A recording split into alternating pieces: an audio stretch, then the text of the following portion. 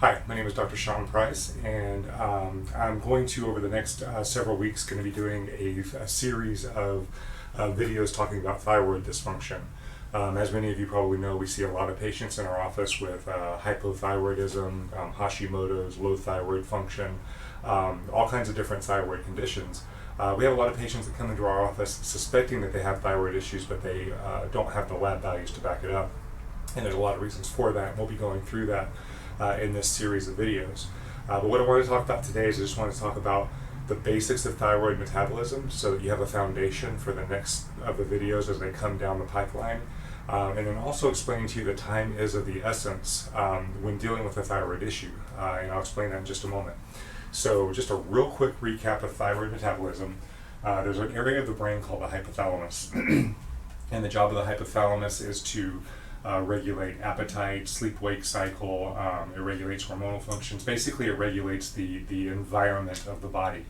The hypothalamus releases a signal to the pituitary gland, which is not in the thyroid. It's in the what's called the sella turcica of the skull.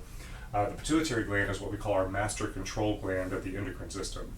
So the hypothalamus will release a signal to the pituitary gland, telling the pituitary, hey, we need extra thyroid hormone because we need to have some increase in metabolism. Your pituitary gland is then going to increase your TSH. It's going to release thyroid stimulating hormone. Again, TSH is not a thyroid hormone. It's a pituitary hormone. So the TSH will stimulate and signal to the thyroid gland to increase the output of the thyroid hormones. Thyroid hormones are T4 and T3. T3 is the active form of the thyroid hormone. That's about 7% of what the thyroid gland makes. T4 is the inactive form of the thyroid hormone. That's about 93% of what the thyroid makes. So the T3 that is made in the thyroid goes ahead and goes out into cellular metabolism, and some of it goes to reverse T3, and it goes through several different processes. The T4 now has to be converted. So T4 will get onto thyroid binding globulin, and it's carried out to all the cells in the body. Every cell in the body has a thyroid receptor, so this process happens in every cell in the body, but primarily it goes to the cells of the gut, the liver, the kidneys, and then again all other tissues. And then 80% of the conversion of that T4 to T3 happens in the gut and the liver. So, and then once you get that process, you'll have the T3 in the cell, and the body can utilize it. So why is this important? There's a couple factors. Number one, when you take Synthroid, or you take levothyroxine, or you take any of these thyroid medications that are synthetic T4, they're going to increase this T4 level here, which will then signal to the hypothalamus, hey, we have more T4, so your TSH will go into normal, so it looks like everything is okay. Your lab values start normaling out when you get on these medications. And for some people, that's all they need. For some people, it's a miracle for them. They start losing weight, their brain fog goes away, they feel a ton better. You still have to address why the thyroid and why the T4 was low in the first place, but at least they feel better. Unfortunately, that's a small percentage of the patients that we see in our office with thyroid conditions. What will end up happening is they'll get on this T4, and the TSH levels will go into normal, but they're still having symptoms.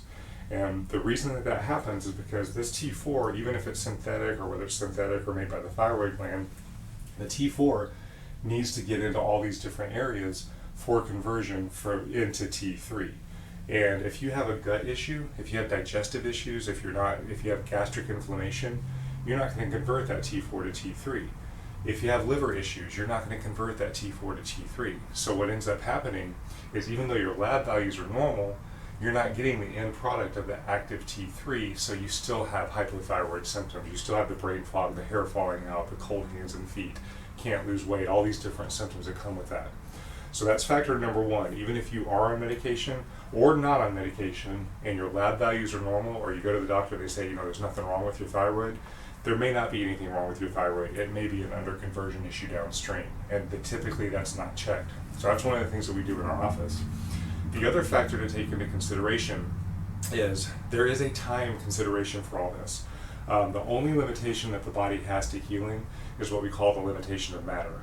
And what that means is, if there is tissue damage, if there is destruction of viable tissue, there can get to be a point where that organ or that gland can no longer heal and get back to normal function.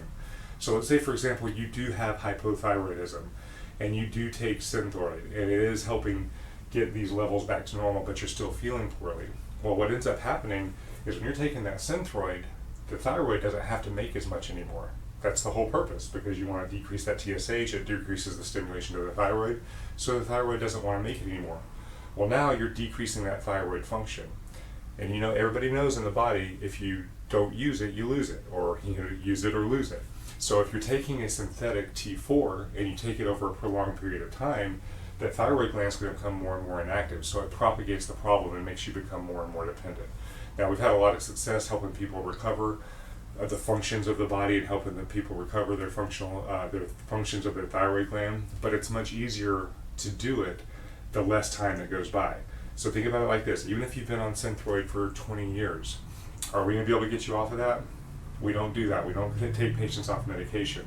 But we do help the body restore function, and sometimes we can restore enough function to the body that patients can reduce or come off their Synthroid with the help of their medical doctor.